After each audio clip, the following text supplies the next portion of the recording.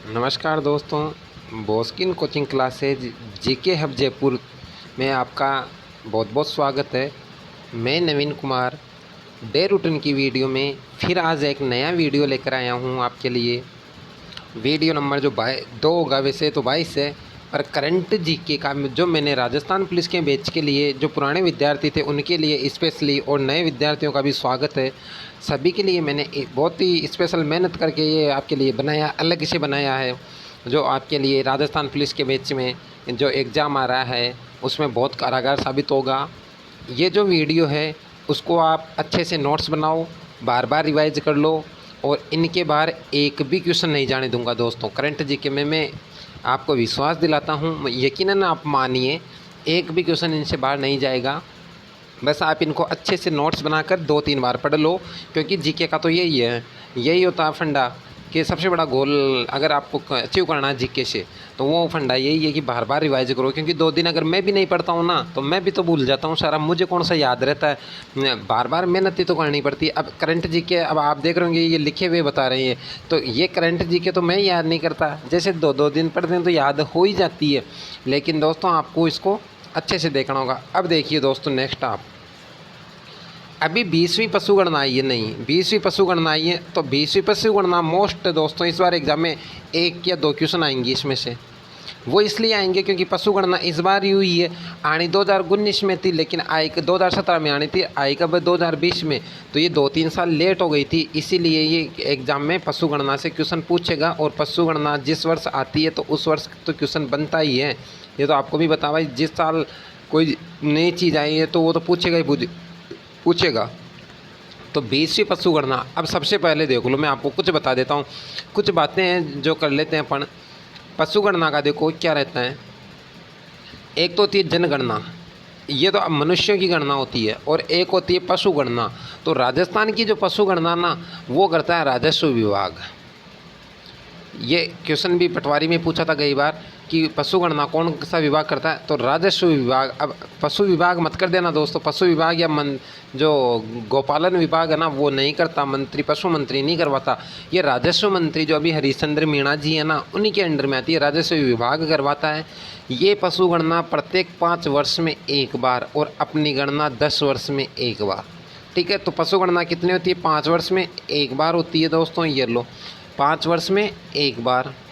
ठीक है, नेक्स्ट देखो आप, पशु गणना है ये पूरे सकल क्षेत्रफल में की जाती है। अब राजस्थान का पशु घनत्व ना 169 है। भी कितना है दोस्तों? ये जेल प्रेरी में पूछा था, राजस्थान का पशु घनत्व कितना। मनुष्य घनत्व तो कितना अपना 200, भारत का है 382। वैसे राजस्थान का पशु घनत्व कितना दोस्तों? 169। पशु गणना है ये संविधान में राज्य सूची का विषय है, क्योंकि प्रत्येक राज्य की अलग पशु गणना आती है। इसीलिए कौन से सूची का विषय है दोस्तों? राज्य सूची का विषय है। इस पर राज्य सरकार कानून बनाती है, राज्य सरकार लागू करती है, राज्य सरकार के अंडर में काम होता है। तो ये सारी चीज़ें आप देख रहे हो ना, इनको लिखे जाओ आप। संविधान के 48A में अनुच्छेद 48A, इसके अंदर पशुपालन विभाग दिया गया है। कौन से में दोस्तों? 48A में। 48A में पशुपालन विभाग में क्या दिया गया है? कोई भी राज्य सरकार होगी, उस राज्य की जनता को वहाँ के पशुओं के लिए, जनता है वो जो पशु पालते हैं, किसान हैं, क्योंकि मिश्रित कृषि है दोस्तों अपने, तो मिश्रित कृषि में पशु भी रखेंगे ना, तो पशुपालन में मिश्रित कृषि करते हैं, तो वो आएगा ही आएगा, कृषि प्लस पशु दोनों आ जाएंगे। तो पशुपालन को कौन से अनुच्छेद में रखा है? 48A में रखा है, राज्य सूची का विषय है। तो कोई भी राज्य की सरकार होगी, समय समय पर नीतियाँ बनाएगी पशुओं के उत्थान के लिए, और किसानों को उनको बढ़ावा मिले इस योजनाओं से। इसीलिए तो ये उद्देश्य होता है कि कोई भी योजना क्यों बनाई जाती है कि किसान को कुछ लाभ मिले, क्योंकि पशुपालन और कृषि से किसान हटता जा रहा, दूर जा रहा, तो इनको वापस जोड़ने के लिए प्रयास में ला रहे हैं ये योजनाएं चलाकर। तो राज्य सरकार कानून बनाती है, इस पर योजनाएं क्रियान्वित करती है। तो ये किसका? राज्य सरकार का काम है, राज्य सूची का विषय होने के कारण। 48 अनुच्छेद याद रखना। नेक्स्ट दोस्तों आपका है, नेक्स्ट आपका कौन सा हो जाएगा कि पशु गणना जो है प्रथम बार पहली पशु गणना थी, ये हुई थी 1919 अप्रैल में। पहली पशु गणना कब हुई थी? 1919 अप्रैल में। इसके बाद में अभी जो गणना हुई है वो कौन सी हुई है? 20वीं आनी थी 2017 में। आई कब है? 2019 में दिसंबर में। ठीक है, 2020 की करंट जीके में पढ़ेंगे, लेकिन दिसंबर में आई थी ये। तो अभी कौन सी, अभी देखो क्वेश्चन क्या पूछता है, पहली पशु गणना कब हुई थी? 1919 अप्रैल में। 20वीं कब हुई थी? नवंबर 2019 में 20वीं। अब इससे पहले कौन सी होगी? 12वीं 19वीं होगी। 19वीं पशु गणना यह आई थी 2012 में हुई थी, और आई कब थी? 2017 तक चली थी ये। तो होनी कब थी? आपको पता है 20वीं कब होनी थी? 2017 में, लेकिन हुई कब है? 2019 में। अब ये सन याद मत रखो 2017 में, तो 21वीं कब आएगी? 2017 में 5 जोड़ दो, 2022 में। तो आजकल एग्ज़ाम का ये नया ट्रेड चल रहा है, 2 बार आगे की पूछ लेता है। तो 22वीं कब आएगी? जोड़ो 5 इसमें, फिर 2027 में ये 22वीं आ गई। तो ऐसे करके बारी बारी से पशु गणना चलती रहती है दोस्तों। तो आपको समझ में आया होगा, ये क्लियर होगा। नेक्स्ट देखो, अब जो 20वीं पशु गणना है ना, वो भारत और राजस्थान के परिप्रेक्ष्य में अपन देखेंगे, लेकिन भारत को ध्यान में ज़्यादा नहीं रखेंगे, अपन रखेंगे राजस्थान को, क्योंकि राजस्थान के एग्जाम्स होते हैं ना आरपीएससी के, उनमें इसी से पूछा जाता है। भारत की तो कोई चर्चा में हो तो बात कर लेता, नहीं करता। 20वीं पशु गणना अक्टूबर में जारी की गई थी, नवंबर में अपने पास आंकड़े आ गए थे। 19वीं गणना 2012 में जारी की गई थी। पशु गणना राजस्व विभाग द्वारा प्रत्येक 5 वर्ष में जारी की जाती है। प्रथम पशु गणना कब हुई थी दोस्तों? आपकी 1919 में हुई थी, अप्रैल में, राजस्थान के अंदर। अब सुनो, 20वीं पशु गणना जो 20वीं पशु गणना है उसका देखो, सर्वाधिक पशुधन भारत में कहाँ पर है? यूपी में 67.8 ठीक है, मतलब इतने मिलियन पशु है, 67.8। दूसरे स्थान पर राजस्थान। तो पशुधन में राजस्थान कौन से स्थान पर? ध्यान रखना, पशु के अंदर मवेशियों की संख्या में राजस्थान कौन से स्थान पर आ गया? दूसरे स्थान पर आ गया। दूसरे स्थान पर, ये लो, कौन से स्थान पर आया दोस्तों? दूसरे स्थान पर आ गया। ठीक है, पशुधन में राजस्थान का पशुधन याद रखना 56.8 है। 2012 में राजस्थान का जो पशुधन था वो कितना था? 57.7। कितना था? 57.7। अब देखो सुनो, पहले तो 57 था और अभी कितना रह गया? 56। तो लगभग 1 की कमी हुई है ना, तो 1.66 एग्जैक्ट आ गया। तो पशुधन में क्या हो गई? राजस्थान में कमी हो गई। इसका मतलब जो आज का युवा है ना, वो खेती भी नहीं कर रहा, कृषि भी नहीं कर रहा, कृषि के साथ साथ में पशुओं पर भी कम ध्यान दे रहे हैं, क्योंकि आपको पता है एकल परिवार हो गए, संयुक्त परिवार की प्रथा खत्म हो गई है, और आजकल शहरों की तरफ पलायन कर रहे हैं लोग बाग। तो शहरों में वहाँ जगह ही नहीं है, खुद के रहने का नहीं होता, तो वहाँ पशु कहाँ से रखेंगे? आज आप देख रहे हो 90% युवा बेरोजगार हो रहा है, तो वो सब नौकरी के पीछे दौड़ रहे हैं, इसीलिए बेरोजगार भी बढ़ रहा है, बेरोजगारी बढ़ रही है। और कृषि में भी वो पीछे क्यों हो रहे हैं? क्योंकि यहाँ कृषि मानसूनी जो है, अगर मानसून आया तो कृषि हो जाएगी, नहीं आया तो जैसे इस बार मानसून ज़्यादा आ गया तो कृषि वैसे नहीं हुई, अतिवृष्टि हो गई। गई बार आपको पता है कम आया था तो वो अकाल बढ़ गया, सूखे की वो हो गई। तो ऐसे करके राजस्थान में पशुधन का अलग अलग अपना स्थान है। तो ध्यान रखना, राजस्थान में गई बार तो 57.7 था, इस बार 58, गई बार तो 56.7 था, मतलब 57.7 था, इस बार 56.8 है। तो 2012 से कितना कम हो गया? 1.66। तो ये कमी पूछते हैं, 1.66% की कमी दर्ज की गई है इस बार। देश में सर्वाधिक राजस्थान में गिरावट आई है ऊँटों में, मतलब भारत में सबसे ज़्यादा राजस्थान में गिरावट आई ना, वो किस में आई है? ऊँटों में। ऊँट सबसे ज़्यादा कम हुए हैं। मवेशी की संख्या में राजस्थान 6ठे स्थान पर है। अब मवेशी का मतलब समझ गए, भेड़ बकरी वगैरह आ रही है, इनमें 6ठे स्थान पर है। राजस्थान देश में दूसरे स्थान पर है। मवेशी में तो कौन से पर? 6ठे में। और वैसे कौन से स्थान पर है? दूसरे में, क्योंकि आपको पता है यूपी पहले पर है पशुधन में, तो वैसे कौन से पर हो गया? दूसरे। अब इसके अलावा गधों में भी गिरावट हुई है, जो गधे थे ना, गधों में भी गिरावट हुई है। ठीक है, और भैंसों में भी गिरावट हुई है। भैंसें थी पहले, गधों के साथ साथ ये भैंसें, ये वैध नहीं है, भैंसें यहाँ पर। भैंसों में पहले था 9.1 मिलियन और अब 7.9 मिलियन, वही लगभग 1 की कमी आ गई है। इसके अलावा देश में सर्वाधिक जो बेड है, जो बेड पर डे नहीं है, बेड है, ये तेलंगाना आंध्र प्रदेश में है, कर्नाटक में दूसरे स्थान पर है, और तीसरे चौथे स्थान पर कौन सा है? राजस्थान चौथे स्थान पर है। पहले पर बेडे कहाँ पर है? तेलंगाना में है। और राजस्थान का कौन सा स्थान है बेडों में? चौथा स्थान। जबकि बकरियों में देखो सर्वाधिक बकरियां कहाँ? ये क्वेश्चन कई बार उसमें फर्स्ट ग्रेड में पूछा था। भारत में सर्वाधिक बकरी किस राज्य में पाली जाती है? राजस्थान में पाली जाती है। आपको पता है राजस्थान में बकरी चलता फिरता फिरज है, गरीब की गाय है। तो ये बकरी है ना, कहते हैं कि गरीब व्यक्ति अपने धन के लिए रखता है बकरी को, ठीक है। उससे आने वाली संतान को भी वो बेच देता है, नर को बेच देता है, और दूध वगैरह भी काम में, जब चाहे तब दूध निकाल लो बकरी का। उससे कहते हैं कि चलता फिरता फिरज या गरीब की गाय, ठीक है। और बकरी का मांस होता है वो चेवण कहलाता है। आगे देखो, अभी बकरियां कितनी हैं? 20 मिलियन बकरियां हैं।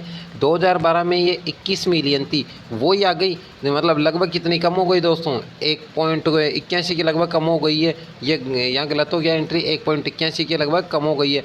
गधों की संख्या सर्वाधिक कहाँ पर है? राजस्थान में 0.81 लाख है, 0.81 लाख ये है। 0.81 लाख गधे अभी राजस्थान में, कैसी नहीं है, 81 लाख है, 0.81 लाख गधे है राजस्थान में। और इस बार कितने हो गए?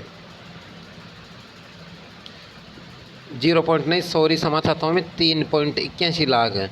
और इस बार रह गए 2,30,000, तो वही देख लो 1 लाख के लगभग घट चुके हैं। तो ये सारी चीज़ें आप ना इनको आंकड़ों को याद कर लो कितने। जैसे पहले 57% था राजस्थान में, अभी के कितना गया? 56% पशु आ गए हैं, तो 1 मिलियन के लगभग घटे हैं। और पशुधन में मुर्गी को शामिल नहीं करते, ये भी ध्यान रखना बढ़िया क्वेश्चन है। पशुधन में भेड़ बकरी गाय ऊँट ये आते हैं, घोड़े गधे ये, लेकिन मुर्गी नहीं आती, मुर्गी अलग से आती है। राजस्थान में लगभग कितनी मुर्गियाँ? भी 80 लाख मुर्गियाँ। राजस्थान में कितनी मुर्गियाँ दोस्तों? 80 लाख मुर्गियाँ हैं। चलो ये तो ही पशु गणना खत्म, मैंने क्लियर बता दी है 20वीं पूरी पशु गणना के बारे में अलग से और समझा दिया आपको दोस्तों। तो ये पशु गणना आप देख लेना। सितंबर 2019 को जारी रेलवे स्टेशनों की सूची में स्वच्छता सर्वे रैंकिंग में राज्य का जयपुर रेलवे स्टेशन टॉपर रहा, स्थान मिला है। भारत में जोधपुर को तीसरे नंबर पर व जयपुर का दुर्गापुरा ही इस प्रकार रहा। देखो सुनो, इसमें से क्या है? भारत में भी स्वच्छता रैंकिंग चल रही है, आपको पता है स्वच्छ भारत मिशन चलता है, तो मैं इसके बारे में बात कर लेता हूं दोस्तों, स्वच्छ भारत के बारे में। देखो स्वच्छ भारत अभियान चला था 2014 में। इसका टारगेट कब था? 2 अक्टूबर 2014 से 2 अक्टूबर 2019 गांधी जी की 150वीं जयंती को ख़त्म करना था। पूरे भारत को स्वच्छ बनाना था। तो स्वच्छ भारत अभियान कब चला? स्वच्छ भारत कब चला था आपका? 2014 में। कब तक चला था दोस्तों? 2019 तक। ये तो था प्रथम चरण। इसमें शौचालय बनवाए पूरे भारत में, शौचालय बनवाए। तो शौचालय जो बनवाए थे इसमें कितने रुपए मिले थे? 12,000 रुपये। ये सब ध्यान रखना, ये लिख लो एग्जाम में आते हैं। शौचालय पर कितने? 12। अब ये 150वीं जयंती 2 अक्टूबर को आई थी 2019 की। वो गांधी जी को 150 साल हो गए जन्मे में, तो उनकी 150वां बर्थडे आया था, तो उसको 2 अक्टूबर 150वें बर्थडे को 2019 में क्या करा? दूसरा चरण चालू कर दिया इसी दिन से। 2019 से फिर 5 साल के लिए कर दिया, स्वच्छ भारत को बढ़ा दिया है। कब तक कर दिया? 2024 तक। अब इसका लक्ष्य क्या रख दिया? 24 तक। इसके अंदर है प्लास्टिक बैन करेंगे, पूरी हर तरीके से प्लास्टिक को रोक देंगे। क्या करेंगे? प्लास्टिक को रोकेंगे। इसके साथ साथ ही प्रत्येक नल में जल होगा, ये योजना, मतलब जल शक्ति अभियान है ना, उसी को ही बढ़ा दिया।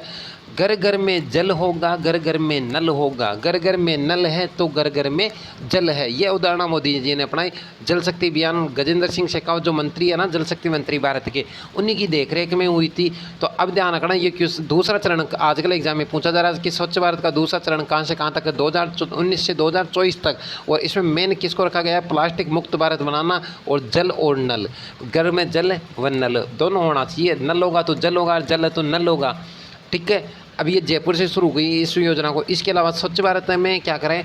जैसे पूरे भारत को स्वच्छ बनाने की पहल चली थी, तो स्वच्छता का जो कार्यक्रम है ना, ये वाराणसी से शुरू हुआ था। जैसे गंगा नदी को भी स्वच्छ करें, और गंगा के साथ साथ आपको पता है अभी चंबल नदी को भी स्वच्छ करने का वो चला है नमामि गंगे योजना में। वैसे रेलवे स्टेशनों का भी चला है। जो रेलवे स्टेशन है ना भारत के, इनमें कौन से साफ स्टेशन है, इनकी भी सफाई की गई है। और अब चालू ही है ये प्रोग्राम स्वच्छता का भारत में।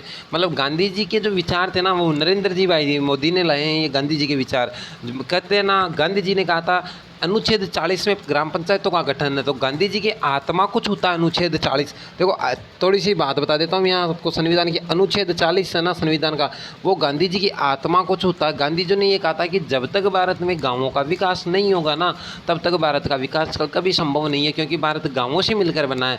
भारत की लगभग 65% या 75% राजस्थान की जनसंख्या ना वो गाँवों में बसती है। तो भारत गाँवों में, भारत का दिल है, भारत के जो विकास है वो गाँवों में निवास करता है। आज भी जो अर्थव्यवस्था वो भी गाँवों में बसती है भारत की।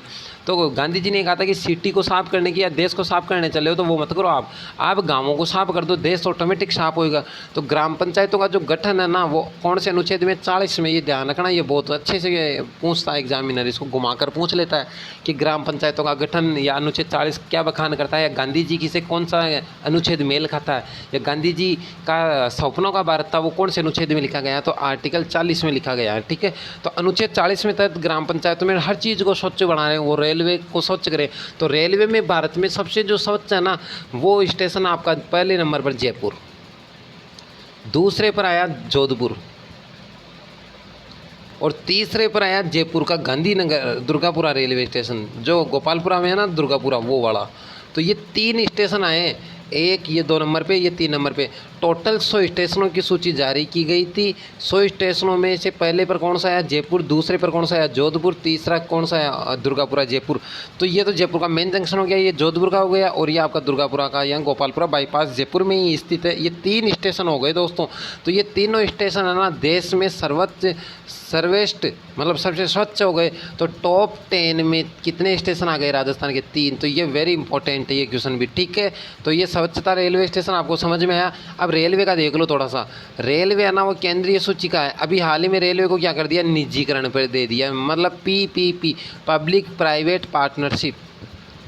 ठीक है, पब्लिक प्राइवेट पार्टनरशिप पर कर दिया इसको PPP निजीकरण पर, मतलब मोदी जी ने इसका निजीकरण कर दिया ब्रिटिश कंपनियों को। तो रेलवे है वो आपका केंद्र सूची का विषय है, केंद्र सरकार कानून बनाती है। भारत का सबसे बड़ा कार्मिक विभाग कौन है? रेल है। रेल मंत्री कौन है? अभी पीयूष गोयल है। अभी कौन है? पीयूष गोयल। पीयूष गोयल को रेल मंत्री बना रखा अभी। ठीक है, और रेल बोर्ड का अध्यक्ष कौन है? रेलवे बोर्ड का अध्यक्ष, रेलवे बोर्ड का अध्यक्ष। ये सारी चीज़ें लिखते चलो दोस्तों, आप ये एग्जाम में पूछेगा एग्जामिनर। रेलवे बोर्ड का अध्यक्ष कौन है? VK Yadav, VK Yadav, Virendra Kumar Yadav. इसके पहला था अश्विनी लोहानी, अभी कौन है? VK यादव, वीरेंद्र कुमार यादव। तो ये एग्जाम में पूछेगा आपको। रेलवे बोर्ड का अध्यक्ष, रेल मंत्री मैंने बता ही दिया। रेलवे जो है भारत में पहली बार 1853 में चली थी मुंबई से थाने। कहाँ से कहाँ चली थी? मुंबई से थाने। राजस्थान में चली थी 1973 में आपके दौसा से बांदीकुई, दौसा से बांदीकुई। तो ये ध्यान रखना। अब मेट्रो वगैरह वो रेल के टॉपिक में देख लेंगे दोस्तों अपन, तो ये थोड़ा सा आपको ध्यान रखना होगा। नेक्स्ट आगे देखो,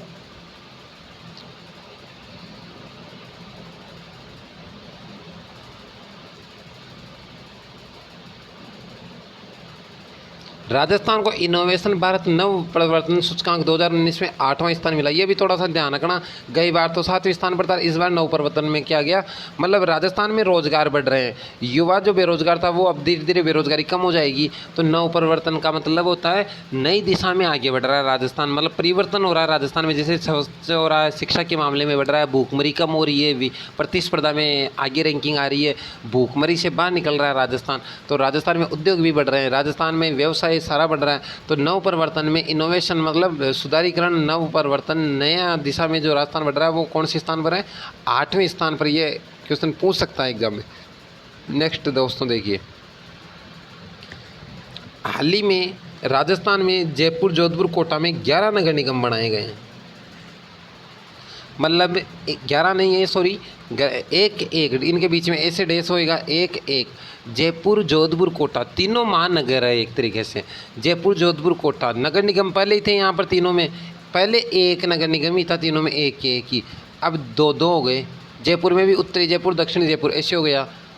कोटा में भी ऐसे ही हो गया, एक। और जोधपुर में भी एक। तो कितने बढ़ गए? 3 नए नगर निगम बनाए। तो ये क्वेश्चन पूछ सकता है कि हाल ही में भारत में राजस्थान में 3 नगर निगम कहाँ बनाए हैं? तो ये आपके बने हैं जयपुर, जोधपुर, कोटा। अब टोटल नगर निगम देख लो, टोटल कितने हो गए? पहले कितने थे? जयपुर, जोधपुर, कोटा, अजमेर, बीकानेर, भरतपुर, उदयपुर।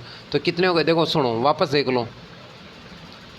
जयपुर, जोधपुर, कोटा, उदयपुर, बीकानेर, भरतपुर और आपका हो गया अजमेर।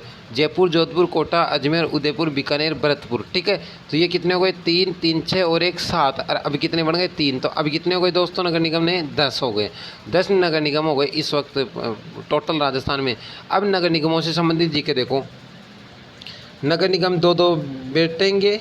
कहाँ कहाँ बैठेंगे? जयपुर में बैठेगा, जोधपुर में, कोटा में। इन तीनों सिटियों में 2-2 नगर निगम, मतलब नगर निगम में कौन बैठते हैं? 2-2 नगर निगम। ज़्यादा हो गए तो कौन बैठेगा? नगर निगम में महापौर बैठता आपका है, सभापति जो होता है सबसे बड़ा। अब आगे देखो, राजस्थान में कुल कितने नगर निगम हो चुके हैं? 10 हो चुके हैं।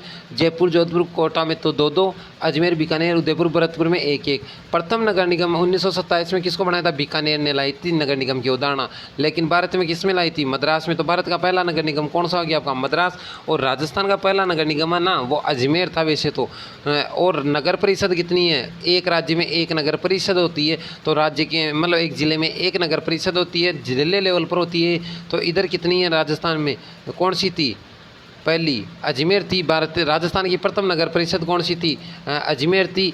और राजस्थान में अभी कितनी नगर परिषदें हैं? 233। प्रथम नगर पालिका कौन सी थी? माउंट आबू थी। प्रथम नगर परिषद देश में, मतलब भारत में पहली नगर परिषद कौन सी थी? कोलकाता थी, पश्चिम बंगाल के अंदर।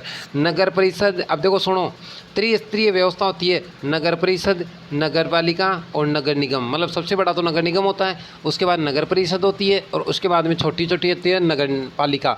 तो ये टोटल जो देन है ना, वो किसकी देन है? ये त्रिस्तरीय की व्यवस्था गंगा सिंह की देन है। गंगा सिंह जो बीकानेर के राजा थे, उन्होंने लाई थी ये। नगर पालिका, नगर निगम, नगर परिषद का संबंध अनुच्छेद कहाँ से कहाँ तक, वो देखो आपका 243 में इनका बखान। वैसे तो मैं आपको अनुच्छेद बता देता हूँ। अनुच्छेद 243 नगर पालिका का संबंध किसमें? अनुच्छेद 243 में दोस्तों। ठीक है, 243 ये कई बार रीट में पूछा था दोस्तों ये क्वेश्चन। 243 ए से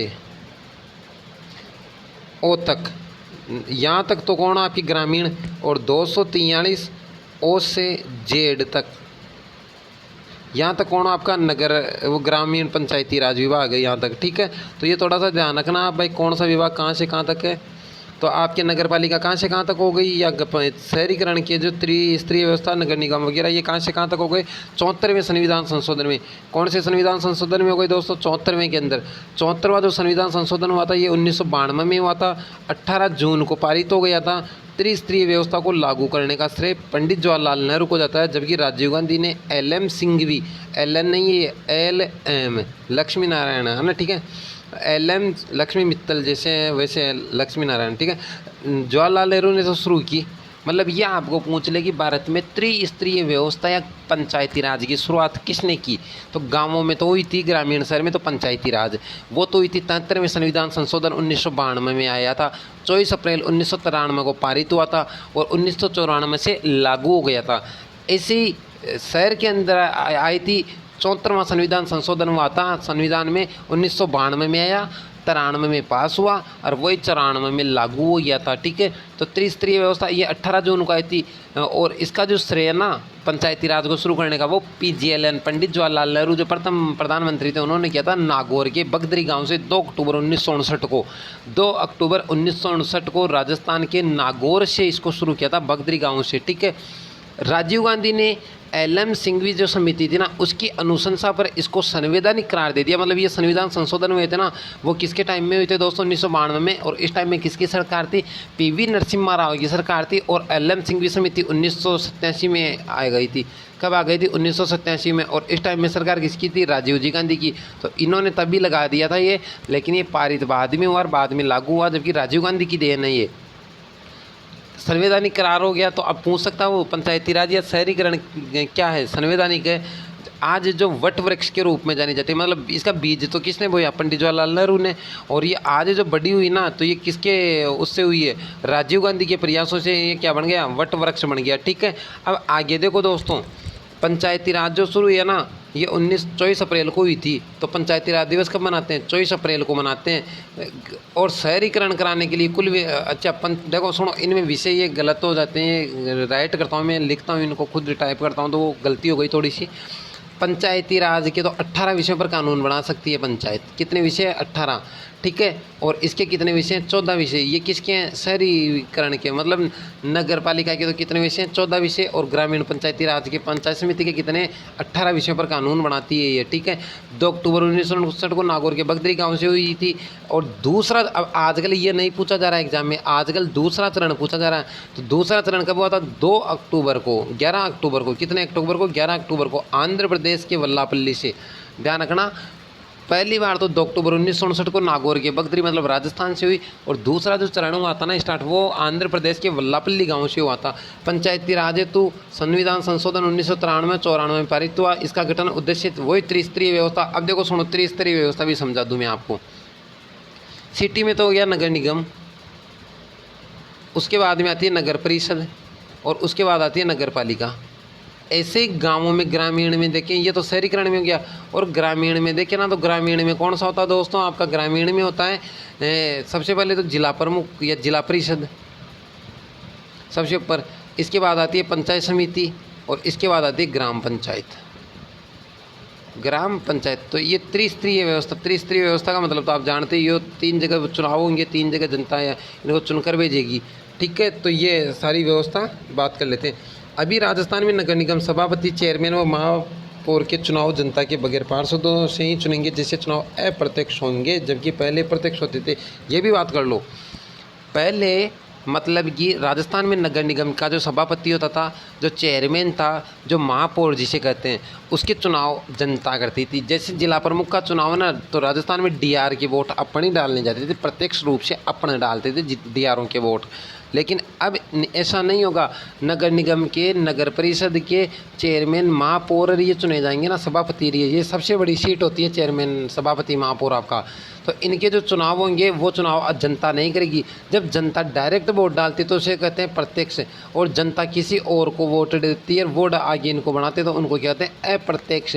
अब देखो सुनो, राजस्थान में जो पार्षद होता है, एक वार्ड का एक पार्षद होता है। गांवों में भी होता है वार्ड मेंबर जिसे कहते हैं, एक वार्ड का एक मेंबर, वार्ड मेंबर। शहरों में एक वार्ड का एक पार्षद होता है।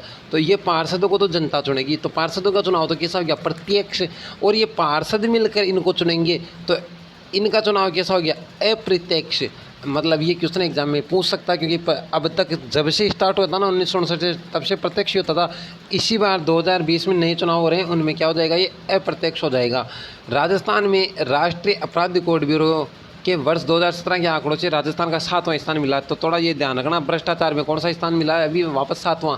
गए साल तो पहले स्थान पर आ गया था भ्रष्टाचार में लिप्त होने में, इस बार कौन से पर आया? 7वें पर। अक्टूबर 2019 को निकोटिन तंबाकू, निकोटिन, अब देखो अक्टूबर 2019 को निकोटिन तंबाकू को समझ गए ना, कोई भी तंबाकू जर्दा होता है उसमें क्या स्थित होता है? निकोटिन होता है, जो नशे का कारण बनता है, ठीक है। मिनरल ऑयल युक्त पान मसाले, सुपारी के उत्पादन, भंडारण, बिक्री पर प्रतिबंध लगाने वाला पहला राज्य बना राजस्थान। 2 अक्टूबर 2019 को क्या करा इसने? रोक लगा दी। गांधी जी की जन्मदिन पर 150वीं जन्मदिन थी, इस पर रोक लगा दी, और धूम्रपान वगैरह सब बंद कर दी। इससे पहले आपको बता, थोड़े दिनों में ई सिगरेट बंद हुई थी, जो इंटरनेट से सिगरेट आती थी वो बंद हो गई थी। तो ये ध्यान रखना, राजस्थान में पहली बार ई सिगरेट पर रोक लगाने वाला राज्य कौन बना? भारत में पहला राज्य कौन बना जो ई सिगरेट पर रोक लगाया? राजस्थान। पहली बार धूम्रपान वगैरह ये सब बंद करने का, मतलब गुटखे, पान, बीड़ी, जर्दा सब बंद करने का जिम्मेदारी किसकी है? राजस्थान की। तो राजस्थान सरकार ने बंद करवा दिया। तो भारत में पहले स्थान पर कौन आ गया दोस्तों? भी राजस्थान आ चुका है, ठीक है। आगे नेक्स्ट,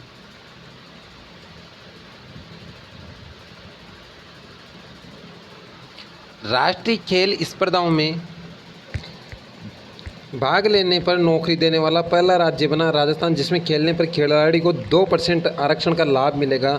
2019 से जारी प्रस्ताव हुआ पारित। अब इसको ज़्यादा देखने की आवश्यकता नहीं है, मतलब जो राजस्थान है ना, इसमें कोई भी पहला राज्य बना भारत का, जो खेल में अगर कोई भी खिलाड़ी अगर इंटरनेशनल लेवल पर खेल कर आता है, जैसे कल बताया दोस्तों मैंने, सुंदर गुर्जर पैरा ओलंपिक एथलीट है ना, उनमें जेवलिन थ्रो में टोक्यो ओलंपिक में जाएगा। तो टोक्यो ओलंपिक जो हो रहा ना, तो वो क्या अंतर्राष्ट्रीय, अगर उसमें खेल के आगे वो यहाँ नौकरी का फार्म भरता है, तो उसको 2% अलग से कोटा हो उनकी सीटों का, मतलब उनकी 2% सीटें होगी, तो उनकी कट ऑफ वगैरह अलग निकलेगी, और वो जल्दी से गवर्नमेंट जॉब में प्रवेश कर सकते हैं। तो ध्यान रखना, ये क्वेश्चन कैसे पूछ सकता है कि भारत का पहला राज्य कौन है जिसने खेलों पर आरक्षण का प्रस्ताव पारित किया, और कब किया और कितना प्रतिशत किया? तो 2% किया, 2019 में किया। भारत का पहला राज्य राजस्थान। आगे महाराष्ट्र के, ये कोई जीके नहीं है, महाराष्ट्र के मुख्यमंत्री उद्धव ठाकरे बने। तो ये भी ध्यान रखना क्योंकि महाराष्ट्र बड़ा है, बॉम्बे केंद्र शासित प्रदेश आपका एक तरीके से। तो उद्धव ठाकरे जो है ना ये शिवसेना के प्रमुख है और ये क्या बने अभी उधर जैसे है ना पश्चिम बंगाल के हेमंत सोरेन बने थे, झारखंड के हेमंत सोरेन बने, वैसे इधर कौन बने आपके उद्धव ठाकरे। नीचे हाल ही में सुप्रीम कोर्ट कोलिजियम सिफारिश में शामिल होने वाली महिला जस्टिस आर भानुमति बनी। अब सुनो कोलिजियम सिफारिश क्या होता है।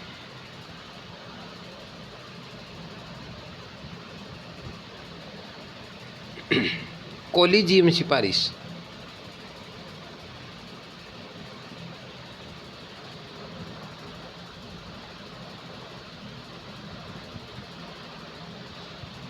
पहले जब भी अपने कोई भी नया जज चुनता था, मतलब नया जज चुनते हैं ना, जैसे अपने नए जजों की एक बेंच बना देते हैं। बेंच का मतलब 8-10 जज बैठ जाते हैं, इसमें एक कमेटी बनाते हैं। तो इसे वो बोलते थे कोलिजियम सिफारिश, इस व्यवस्था को। इसमें क्या होते हैं, कोई भी जैसे अपने सुप्रीम कोर्ट में नया जज लेंगे, वो न्यायाधीश लेंगे, तो इसका अध्यक्षता तो मुख्य न्यायाधीश करता है, चीफ जस्टिस, और अन्य साथी और बिठा लेता है। इनसे विचार विमर्श करता है, वो बातचीत करता है पूरी। और जो नया जज सेलेक्ट करके लेंगे ना, नियुक्त करेंगे, तो इनकी सिफारिश लेता था वो, इसे कहते थे कोलिजियम सिफारिश। इसके बाद में क्या करा, इसमें सरकार के संसदीय इनके सदस्य भी बैठते थे। तो ये बात उसको नहीं बची और 2014 में कोलिजियम सिफारिश को इसने क्या कर दी, बंद कर दी। और 2014 में क्या बना दिया, राष्ट्रीय न्यायिक नियुक्ति आयोग, मतलब एक आयोग ही बना दिया 2014 से। कौन सा बना दिया, राष्ट्रीय न्यायिक नियुक्ति आयोग। मतलब जुडिशरी में जो भी आपका जज चुना जाएगा वो ये न्यायिक नियुक्ति आयोग होगा। आयोग में कोई IAS अधिकारी होंगे, रिटायर वगैरह, और सारे बड़े बड़े व्यक्ति होंगे, अच्छे समझदार व्यक्ति होंगे जो इसको चुनेंगे। तो अभी क्या करा सरकार ने, ये न्यायिक नियुक्ति आयोग का बनाया 2014 में। मतलब 2014 में कोलिजियम सिफारिश को क्या कर दिया, खत्म। 2014 से क्या गठित कर दिया, न्यायिक नियुक्ति आयोग, मतलब जुडिशरी आयोग बना दिया, कमेटी, ठीक है। अब इसको भी बंद कर दी 2019 में भी, दिसंबर के महीने में। 2020 में लागू हुआ है। अब इसकी जगह वापस क्या काम करेगा, जो कोलिजियम सिफारिश थे ना उसकी जगह क्या बनेगा, अब राष्ट्रीय न्यायिक नियुक्ति आयोग वापस काम करेगा। मतलब वापस बंद हो गया, वापस बंद हो गया, और वापस कौन काम करेगी, आपकी कोलिजियम सिफारिश व्यवस्था वापस लागू कर दी गई है। तो ये क्वेश्चन ऐसे नहीं पूछेगा कोलिजियम सिफारिश क्या होती है, ये क्वेश्चन ऐसे पूछेगा दोस्तों कि न्यायिक नियुक्ति आयोग का गठन या स्थापना कब हुई थी, 2014 के अंदर, और वापस कब समाप्त कर दिया, 2019 के अंदर। और कोलिजियम सिफारिश वापस 2020 से क्या हो जाएगी, लागू हो जाएगी। तो ये समझ में आया आपको। नेक्स्ट देखो,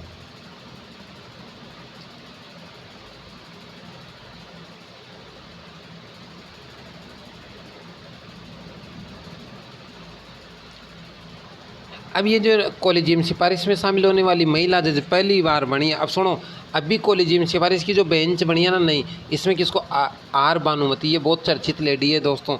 एक तो अथैया है, ऑस्कर अवार्ड लेने वाली, और एक कौन है, भानुमति बहुत प्रसिद्ध जज है, भारत की बहुत नामित जज है, इसका नाम काफ़ी चर्चा में रहता है। तो भानुमति को बनाया है कि क्या, कोलिजियम सिफारिश में शामिल होने वाली सदस्य महिला जज बनी है। अब ये महिला बनने वाली है ना, दूसरे तीसरे नंबर की है वैसे तो।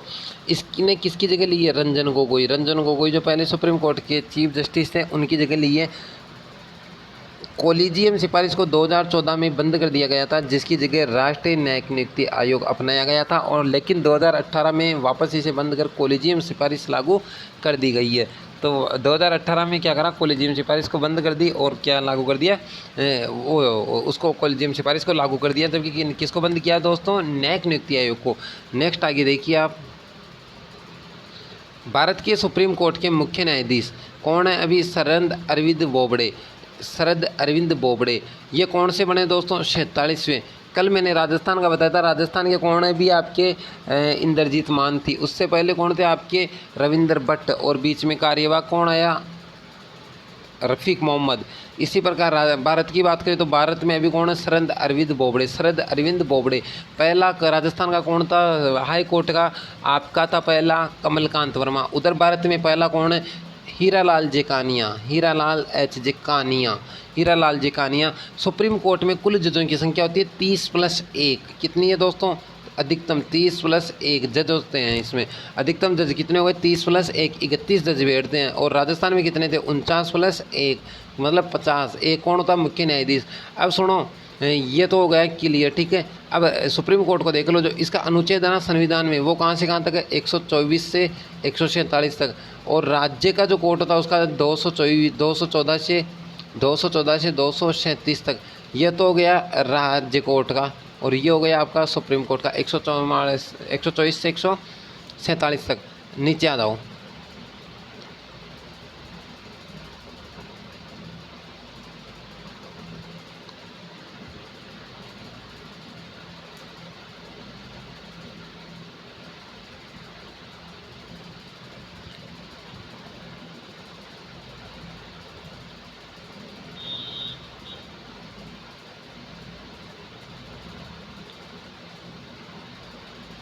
राजस्थान सॉरी खाली में नवगठित, हाल ही में, खाली नहीं है दोस्तों, ये हाल ही में नवगठित केंद्र शासित प्रदेश जम्मू कश्मीर और लद्दाख। अब सुनो, अभी भारत में 370 हटाई गई है। अब मैं एक क्लास लूँगा 370 पे भी दोस्तों। आपकी आर्टिकल 370 ख़त्म किया गया है और इसके साथ में किया गया है 35A।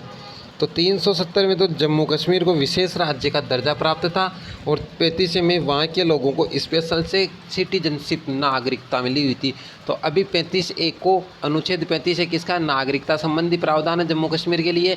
और 370 क्या है? वहाँ के लोगों के लिए अलग से, वहाँ का जो नक्शा है ना वो अलग रहेगा, वहाँ अपना कानून लागू नहीं है, उससे अलग राज्य का दर्जा। इन दोनों को मोदी जी ने क्या करा था? सस्पेंड कर दिया। अभी ये भी इनको बर्खास्त कर दिया, इनको समाप्त कर दिया, हटा दिया इनको। तो ये थोड़ा सा इतना सा ध्यान रखना आप कि हाल ही में कौन से 2 नए केंद्र शासित बने हैं। जम्मू कश्मीर पहले क्या था? 29 राज्य थे।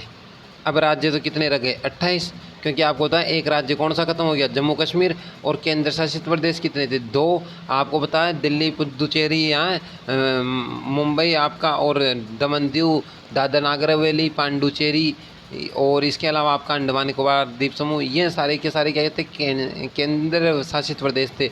इनमें 2 केंद्र शासित पहले थे दोस्तों 7, ठीक है। अभी नहीं, कितने हो गए? 2। तो अब कितने केंद्र शासित प्रदेश हो गए? 9। 9 में से अभी 2 को जोड़कर 1 ही कर दिया। मतलब कौन सा करा वो देख लो। दमन दीव और दादर नागर हवेली, इन दोनों को जोड़कर क्या कर दिया? 1 ही कर दिया। जैसे दमन दीव पहले अलग था और दादर नागर हवेली अलग थी, लेकिन इन दोनों को जोड़ के और 1 कर दिया अभी इस साल ही, ठीक है। इसके अलावा अब कुल केंद्र शासित प्रदेश कितने रह गए दोस्तों? 10 से, तो अब 2 में से 1 कर दिया तो क्या रह गया? 9। और ठीक है, और अब वर्तमान में प्रेजेंट में कितने? 9, 8 थे, तो अभी कितने रह गए? 9 थे, तो कितने रह गए? 8 रह गए। 9 थे, तो अभी कितने रह गए? 8, क्योंकि 1 को अलग जोड़ दिया है। जो जम्मू कश्मीर के पहले उपराज्यपाल है वो है गिरीश चंद्र मुर्मू। तो ये क्वेश्चन भी पूछ सकता है, क्योंकि पहली बार राज्यपाल बैठा है यहाँ पर, पहली बार बना है अपने भारत का। तो वो कौन सा हो गया? गिरीश चंद्र मुर्मू। अब जम्मू कश्मीर है ना, POK वगैरह, वो भारत के अंडर में है। आगे देखो दोस्तों, हाल ही में सिख धर्म के संस्थापक नानक देव जी की 550वीं जयंती मनाई गई। अब ये जयंतियाँ आप सोचोगे क्यों बता रहे हैं जयंतियाँ दोस्तों? आगे एग्जाम में पूछ ली जाती है, क्योंकि ये प्रसिद्ध व्यक्ति है। नानक देव जो थे ना, गुरु नानक जी देव, इनकी 550वीं जयंती मनाई गई है, ठीक है। ये थे आपके पहले संस्थापक। मतलब टोटल सिखों के कितने गुरु हैं? 10 गुरु हैं, याद रखना कितने? 10। तो पहला कौन था? गुरु नानक। आपका अब पूरे 10 मत करो याद, इनमें से 2-3 याद करो जो चर्चा में, वही एग्जाम में आने। 10 करके प्रोफेसर थोड़ी बनना अपने को। तो पहला कौन था? गुरु नानक जी। 5वां कौन था? अर्जुन देव। और 10वां कौन सा आपका? गुरु नानक। 10वां जो था वो था आपका दोस्तों गोविंद सिंह, गुरु गोविंद सिंह। अब गुरु गोविंद सिंह ने क्या करा था? मतलब ये सिख धर्म से बिलोंग करते हैं। तो सर्वाधिक सिख जो आपके सिख धर्म के संस्थापक थे वो कहाँ ज़्यादा काम करते थे? आपके पंजाब में। पंजाब से कौन टच करता है? गंगानगर, हनुमानगढ़, तो उधर ज़्यादा सिख है, राजस्थान में गंगानगर, हनुमानगढ़ में। अब आप देखो नीचे 5वें गुरु कौन थे? अर्जुन देव। अर्जुन देव ने क्या बनवाया था? अमृतसर सोने का मंदिर बनवाया था। इसलिए तो एग्जाम में क्वेश्चन पूछता है कि अमृतसर सोने का मंदिर किसने बनवाया था? तो अर्जुन देव ने बनवाया था। अर्जुन देव ने अमृतसर का सोने का, ये 5वां गुरु था। इसके अलावा इसके अलावा आपके 90 गुरु थे, गुरु तेग बहादुर। 90 गुरु कौन थे? गुरु तेग बहादुर। इनकी मृत्यु औरंगजेब ने करवाई थी। जबकि जो 5वें गुरु थे, इनकी मृत्यु किसने कराई थी? फिरोज शाह तुगलक ने। किसने कराई थी दोस्तों? अर्जुन देव की फिरोज शाह तुगलक ने। और 90 गुरु की किसने करवाई थी? आपके औरंगजेब ने मृत्यु करवा दी थी। ये मतलब मानते नहीं थे इनको। 10वें गुरु कौन हुए? गोविंद सिंह। इन्होंने खालसा पंथ की स्थापना की थी। इसी खालसा पंथ में इनके पूरे गुण लिखे हुए हैं। जैसे अपने वेद लिखे हुए ना, वैसे इनके क्या लिखे हुए हैं? खालसा पंथ। सर्वाधिक शिक्षित धर्म कौन सा है भारत का? पंजाब। कहाँ है? मतलब सिख धर्म है। और कहाँ है? पंजाब, गंगानगर, हनुमानगढ़। और सबसे कम जनसंख्या वृद्धि दर वाला धर्म भी। भाई शिक्षित है ना, तो जनसंख्या वृद्धि नहीं करेंगे ये लोग, तो इनकी जनसंख्या वृद्धि दर कम है इस धर्म की। ये देखो 5 चीज़ें संविधान देता है इनको: कड़ा, कृपाण, केस, कच्छा, पगड़ी। ये 5 चीज़ें ये अपने तन पर लपेट सकते हैं। कड़ा, कृपाण, कृपाण यानी समझ गए तलवार, केश यानी कंघी, कच्छा यानी चड्डा नीचे आपके, और पगड़ी यानी आप समझिए टोपी ये जो लगाते हैं। तो ये 5 चीज़ें मतलब हमेशा लगा के रख सकते हैं। नेक्स्ट देखो दोस्तों, 15वें वित्त आयोग का कार्यकाल बढ़ाने को मंजूरी। अब सुनो, 2015 में आया था 15वां कार्यकाल। कहाँ से कार्यकाल? जो वित्त आयोग है ना, उसका कार्यकाल कितने वर्ष का होता है? 5 वर्ष का। कार्यकाल कितने वर्ष का होता है दोस्तों? 5 वर्ष का। तो 2015 से कब आएगा नया? 2020 में। लेकिन 20 में नहीं आया अभी। और इसके अध्यक्ष 15वें वित्त आयोग 14वें के तो थे किरण ज्योति, ठीक है, डॉक्टर किरण ज्योति। और अभी इसके 14वें के तो थे वाई.वी. रेड्डी। और 15वें के कौन? 13वें के रघुराम राजन थे। 15वें के वित्त आयोग के अध्यक्ष कौन थे आपके? एन.के. सिंह। अभी कौन है? एन.के. सिंह ये है अभी, ठीक है, वर्तमान में। अब आगे देखो, वित्त आयोग का गठन है 250 में हुआ। वित्त आयोग का कार्य है देश के वित्त को इकट्ठा करना। कोई सा भी प्रकार का वित्त हो, चाहे टैक्स हो, चाहे कुछ भी हो, तो वित्त आयोग को कार्य किसको दिया गया था? आपके 15वें वित्त आयोग को। और ये मतलब कि अनुच्छेद कौन सा इसका? शुरुआत तो कब हुई है इसकी? 1950 में। और इसका अनुच्छेद है ना वो कौन सा? 280। तो संविधान के किस अनुच्छेद में? 280 में। तो बताओ ये निकाय संवैधानिक वाक नहीं हुआ। अर्थात ये निकाय कैसा है दोस्तों? आपका संवैधानिक निकाय है। मतलब जिसका संविधान में उल्लेख होता है वो संवैधानिक होता है, जिसका उल्लेख नहीं है वो असंवैधानिक है। राज्य की सरकारों के मध्य वित्त कार्य का वितरण करता है। अब सुनो, यहाँ देखो आप, जो राज्य सरकार है ना, जैसे पंजाब और भारत में राजस्थान को ले लो और पंजाब को ले लो, हरियाणा को ले लो, इन तीनों को कितने का वित्त है इसको तय करता है अनुच्छेद 280 के तहत कौन? वित्त आयोग। आगे नेक्स्ट देखो, अपेक्षिता के सापेक्ष आइंस्टीन के सापेक्षता सिद्धांत को चुनौती देने वाले प्रसिद्ध गणितज्ञ जिनका हाल ही में निधन हुआ है, वशिष्ठ नारायण सिंह जी।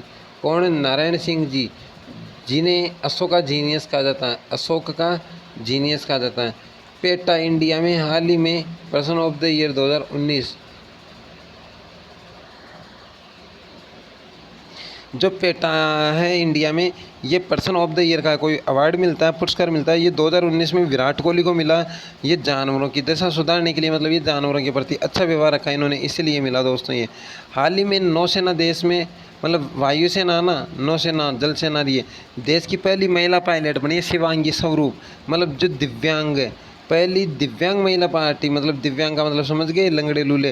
तो पहली लंगड़ी लूली कोई औरत है। अब ऐसा बोलना उचित नहीं है, दिव्यांग बोलो, दिव्यांग जिनको मिलते हैं। तो दिव्यांग पायलट कौन बनी है आपकी? प्रतिभा शिवांगी स्वरूप। जबकि राजस्थान में पहली महिला पायलट कौन थी? अवनी चतुर्वेदी। तो भारत के साथ ही मैं राजस्थान को भी लिंक करता हूँ दोस्तों, यही तो फ़ायदा है इसे पढ़ने में। विश्व की प्रथम CNG रिपोर्ट टर्मिनल सेवा भावनगर गुजरात में शुरू हुई है। विश्व की प्रथम CNG port train Bhavnagar Gujarat में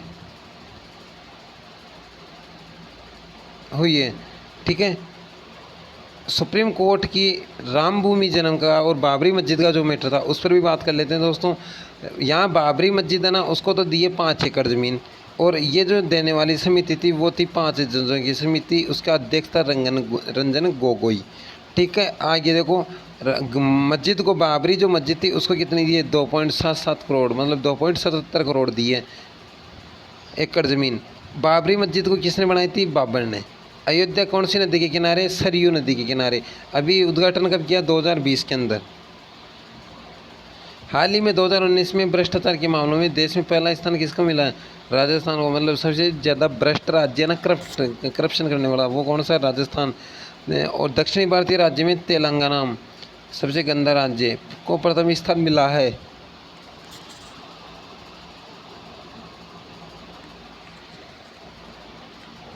राजस्थान, बिहार, झारखंड, केरल।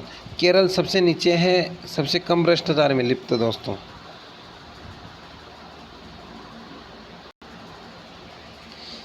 देखिए दोस्तों नेक्स्ट, बिजनेस में एक फोर्ब्स द्वारा भारत के सबसे, सुनो अब आगे, फोर्ब्स का मतलब होता है भारत के सबसे, विश्व के सबसे धनी व्यक्ति, एक लिस्ट आती है उसमें भारत के सबसे 100 अमीर लोगों में प्रथम स्थान पर कौन है? मुकेश अंबानी। विश्व का सबसे अमीर व्यक्ति कौन? देखो भारत का तो कौन हो गया? मुकेश अंबानी, रिलायंस वाला, ये सबसे अमीर व्यक्ति हो गया नंबर 1 पे। दूसरे पे आपका टाटा बिरला, ठीक है, ऐसे करके। तीसरे, विश्व की पहली सबसे अमीर व्यक्ति कौन है? Jeff Bezos. ये क्वेश्चन आ चुका है। जेफ बेजोस अमेजोन के संस्थापक है, जो अमेरिका की ऑनलाइन कंपनी है ना सबसे बड़ी, उसके संस्थापक कौन है आपके? Jeff Bezos. जबकि दूसरे स्थान पर बिल गेट्स, वो कौन सी के? माइक्रोसॉफ्ट के, ठीक है। बीसीसीआई ने 39वां नया अध्यक्ष सौरभ गांगुली को बनाया है। इससे पहले शशांक मनोहर था, जो भाजपा के संबंध में भ्रष्टाचार में लिप्त हुआ था। हाल ही में यूआईडीएआई के नए सीईओ पंकज कुमार को बनाया गया है। यूआईडीएआई होता है आधार कार्ड या विशेष पहचान संस्थान विभाग, उसका अध्यक्ष किसको बनाया है? CEO, chief executive officer, Pankaj Kumar को। नेक्स्ट देखो, हाल ही में देश की पहली दृष्टिबाधित आईएएस अधिकारी प्रांजल पाटिल बनी। ये मुश्किल आएगा एग्जाम में, मतलब दृष्टिबाधित का मतलब है अंधी।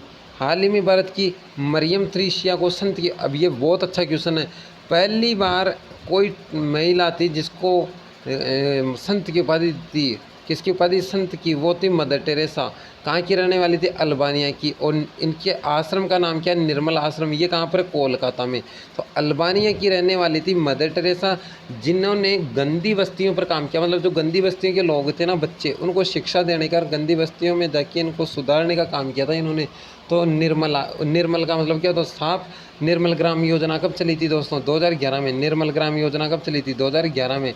तो ये चीज़ें जोड़ के याद कर सकते हो आप। तो निर्मल आपकी संत बनी, निर्मल गांव बनाकर, निर्मल आश्रम बनाकर कोलकाता। अल्बानिया की जो थी मदर टेरेसा, उसी को आज किसको? मदर टेरेसा को, मरियम थ्रेसिया को, इसको अभी हाल ही में सरकार ने किसकी उपाधि दी है? संत की। अब उपाधियों का अंत कौन से अनुच्छेद से होता है? आर्टिकल 18।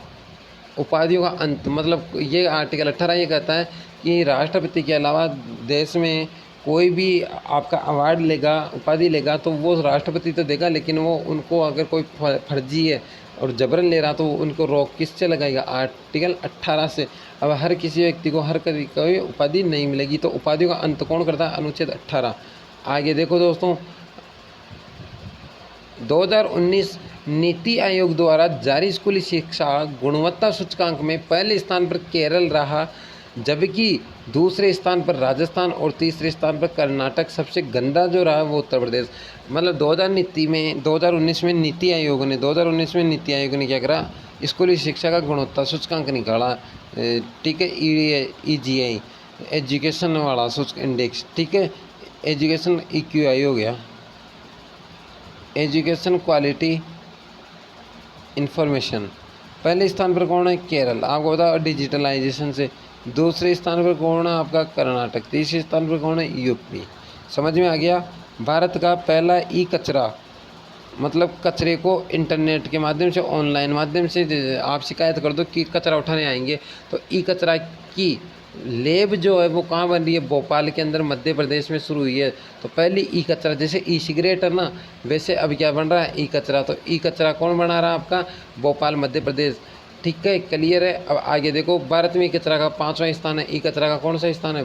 5वां। जैसे सिलिकॉन चिपें हैं, मेमोरी कार्ड है, मोबाइल है, जर्मेनियम की प्लेटें हैं, ये सारी चीज़ें ई कचरे में आती है। इलेक्ट्रॉनिक्स कचरा, तो ये भारत का कौन सा स्थान है? 5वां स्थान है। विश्व में पहला स्थान किसका? कैलिफोर्निया को। इसलिए कैलिफोर्निया को क्या जानते हैं? IT सिटी के रूप में। और भारत की IT सिटी कौन सी है? बेंगलोर। और राजस्थान की बात करें तो अलवर की। और IT नीति कब बनी थी? 2007 में। ये कब बनी थी? 2007 से कार्यरत। IT का जनक कौन है? राजीव गांधी। मतलब IT को बनाने का श्रेय किसको जाता है? राजीव गांधी को। IT उद्योग किसे कहते हैं? सनराइज उद्योगों को। और सनराइज उद्योग किसे कहते हैं? IT उद्योगों को। अलवर बेंगलुरु में। जम्मू कश्मीर ने अपनी विधान परिषद को समाप्त कर दिया। कल मैंने बता दिया दोस्तों इस वीडियो के बारे में, लगभग इस क्वेश्चन के बारे में, पर अभी की बात कर लो। कल हाल ही में जम्मू कश्मीर ने अपनी विधान परिषद को समाप्त किया गया। विधान परिषद बनाने व समाप्त करने का अधिकार किसको? संसद को है। विधानसभा की अनुमति पर विधानसभा देता है। संबंधित अनुच्छेद है आपका 168, 169, 170। विधानसभा 169, विधानमंडल 168, विधान परिषद 170। विधान परिषद अभी तक 6 राज्यों में द्विसदनीय व्यवस्था थी। द्विसदनीय 6 राज्यों में, मतलब 6 राज्य कौन कौन से हो गए? जे कुंभकटी,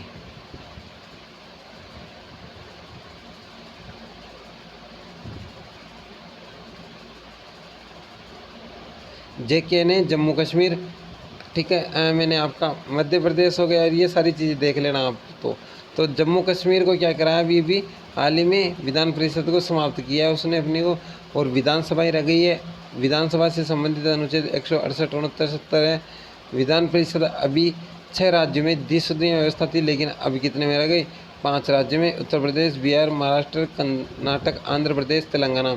ये एक सी है, सिमिलर। तो दोस्तों ये लगभग आधा करंट क्या होता है आपका। ऐसे ही वीडियो को लगातार देखें, पूरा देखें। आपने जो वीडियो में करंट की क्लास में प्यार दिया है, मैं आपका बहुत बहुत स्वागत करता हूं दोस्तों।